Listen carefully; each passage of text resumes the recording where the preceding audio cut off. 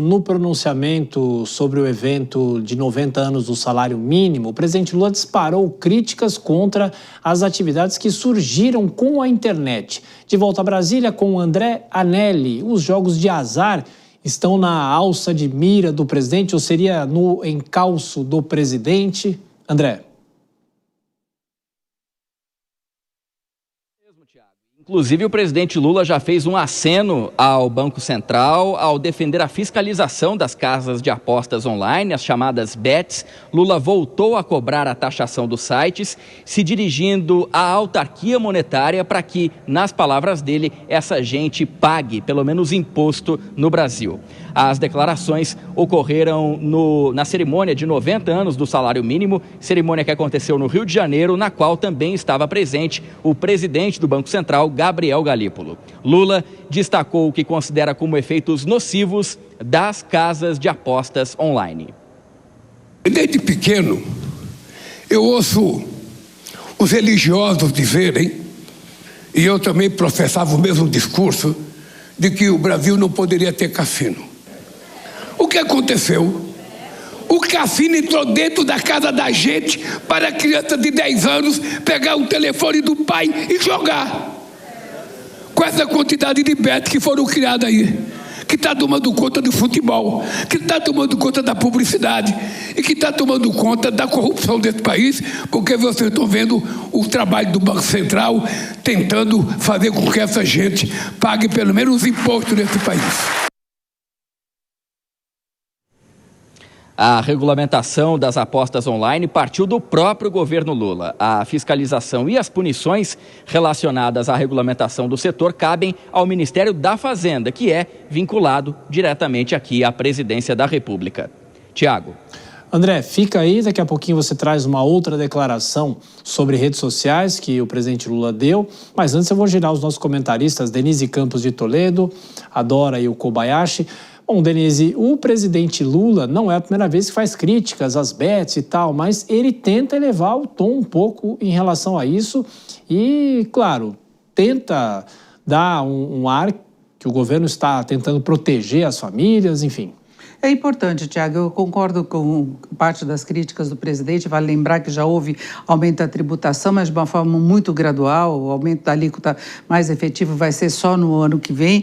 Então, nós temos já uma série de medidas lançadas, inclusive para se ver quais que são bets verdadeiras que seguem, pelo menos, a regulamentação, mas tem a questão do jogador compulsivo, que tem aumentado muito o índice de inadimplência, de endividamento. Já houve restrições em relação ao uso de cartões de crédito, a forma como se faz esses pagamentos, a proibição que essas bets deem prêmio para a pessoa entrar. Então, ela ganha a primeira, tem uma série de algoritmos que fazem com que isso ocorra e depois a pessoa se empolga e vai ficando viciada. E tem esse uso por criança, já tem vários casos da criança pegar o celular dos pais e acabar jogando. E eu acho que o problema mais grave mesmo é o vício, é o endividamento, é a pessoa que acha que pode solucionar todos os problemas financeiros jogando e, no final das contas, o resultado é o inverso. A pessoa acaba se endividando, perdendo os bens. Eu conheço pessoalmente vários casos que ocorreram nesse sentido, então é preciso haver mais controle. Quanto à falsidade, empresas que são falsas, que sequer seguem a regulamentação, sabemos os casos também de irregularidades cometidas com jogadores, pegando o futebol, não só aqui no Brasil, mas também no exterior, várias investigações em andamento. Então, eu acho que, independentemente do quanto que elas trazem a mais de circulação de recursos, de movimentação de dinheiro, geração de impostos, patrocínio, tem essa consequência negativa para a sociedade. Pois é, Kobayashi, de qualquer forma também, a gente se lembra da CPI das bets e também que no ano passado, no começo do ano, entrou a regulamentação das bets, mas é um assunto interminável, né? É interminável porque é muito complexo, né, Tiago? Mexe com muitas frentes. Frente criminal, é um instrumento de lavagem de dinheiro, prática de crimes, envolvimento com crime organizado, inclusive. Tem a questão social, a questão até pessoal aí dessas pessoas que têm sofrido essas dificuldades de vício, enfim, de perderem tudo, né? Perderem família, não só patrimônio, perderem suas famílias, em alguns casos, porque isso gera naturalmente todos os outros problemas decorrentes do vício. A gente tem também o problema da criança, e aí a criança é importante deixar claro, a responsabilidade não é do governo, a responsabilidade responsabilidade é dos pais. O pai que deixa a criança ficar viciada em um jogo, ele deve também trazer para si a responsabilidade de educar, de mostrar o que pode, o que não pode, e não submeter, até porque é proibido para menores. Não que o que seja proibido no Brasil não aconteça, mas é um problema muito complexo. Só que daí fica bom também para o presidente fazer essa série de críticas como se não tivesse sido ele que tivesse regulamentado, né? Não dá para proibir, senão não vai arrecadar. Se ele quisesse, ele poderia apresentar algumas outras propostas também. Pois é, o presidente Lula também citou redes sociais e inteligência artificial entre os temas ligados à internet. Repórter André Anelli, quais foram as declarações do presidente? Ele chegou a até fazer alguma menção às eleições, não é isso? Sim, Tiago, o presidente Lula fez uma série de afirmações sobre o ambiente online. Ele criticou o uso excessivo das plataformas digitais e também abordou fake news e o uso de inteligência artificial. Segundo o presidente, é mais fácil acreditar numa mentira porque a verdade tem que ser comprovada. Vocês, mulheres, tomem cuidado com essa tal de inteligência artificial. Eles são capazes de tirar uma foto sua, sentada do jeito que você está aqui, e colocar você pelada no celular. É isso que é inteligência artificial. Ele é capaz de tirar uma foto da Érica, vestidinha do jeito que ele está, com a perna cruzada, e amanhã aparecer no celular a Érica sentada pelada aqui. Então se preparem, porque a podridão não está nem começando na inteligência artificial. E todos nós gostamos de coisas fáceis. Lula ainda foi mais além e citou diretamente o antecessor Jair Bolsonaro, dizendo que não conhece nenhum professor que tenha mais de 4 milhões de seguidores nas redes sociais, enquanto quem fala besteira, segundo ele, a exemplo do ex-presidente, tem mais de 20 milhões de seguidores. Você não vê um influencer. Você sabe agora uma profissão chamada influencer. Os caras que trabalham na internet têm 3 milhões de seguidores. Eu não conheço um professor de matemática que tenha 4 milhões de seguidores. Eu não conheço um professor de geografia que tenha 4 milhões de seguidores. Eu não conheço ninguém que ensine uma coisa séria que tem 4 milhões. Mas se o cara estiver falando bobagem, pode até ter 20 milhões. O Bolsonaro tinha 30 milhões. A preocupação do presidente Lula com as redes sociais no país não é recente, já que ele passou esse último mandato praticamente todos os anos defendendo a regulamentação das plataformas digitais, sob o argumento principalmente de que a sociedade fica vulnerável a questões como a disseminação de notícias falsas. Tiago. André Anelli, bom fim de semana para você. A gente volta a se falar na programação da Jovem Pan. Claro, vou chamar os nossos comentaristas, Dora Kramer e Nelson Kobayashi.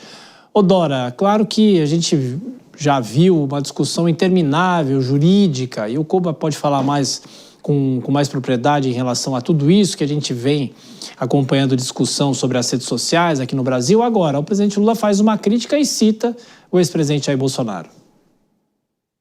Pois é, ele fica disputando com quem já está fora do jogo, né? Porque é claro que o sobrenome Bolsonaro também gera engajamento, também gera esse tipo de clique, likes, exatamente o que o presidente Lula está criticando, num tom como se isso fosse prerrogativa apenas dos adversários deles. Então, falar bobagem nas redes sociais é de livre provimento, é direita, é esquerda, é todo mundo.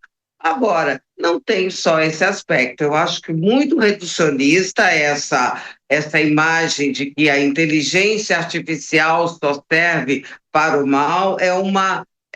Mais uma. Você vê que o palco era o mesmo, é do salário mínimo. Então, eu acho que essa comemoração dos 90 anos do salário mínimo ensejou uma série de manifestações absolutamente demagógicas do presidente Lula.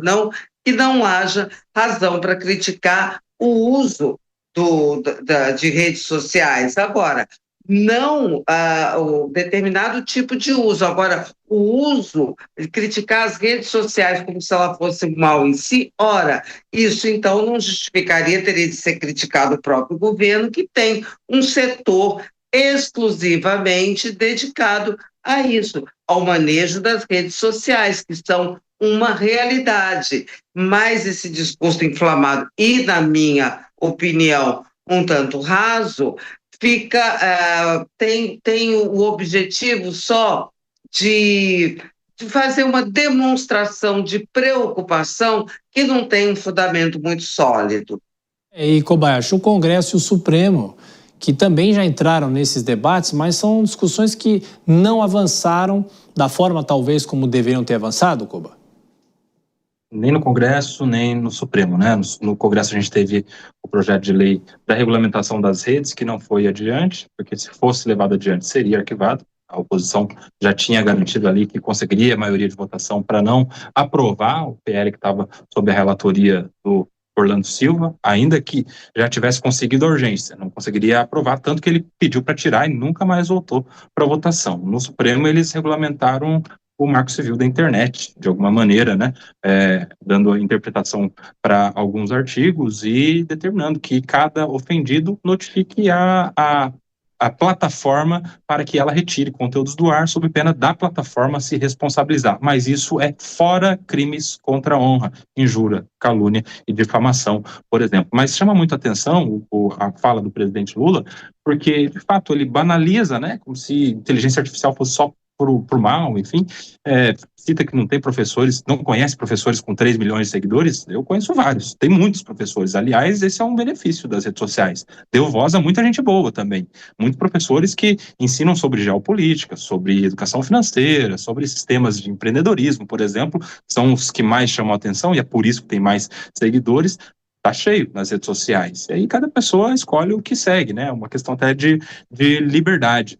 Mas o presidente precisa interpretar também a tecnologia sem negar, senão vira negacionismo. E isso não dá bom na política nem de um lado nem para o outro. Tem que interpretar a tecnologia como algo imutável e que tem que ser utilizado para o bem, na educação, na saúde, na segurança, em tantos outros locais do governo.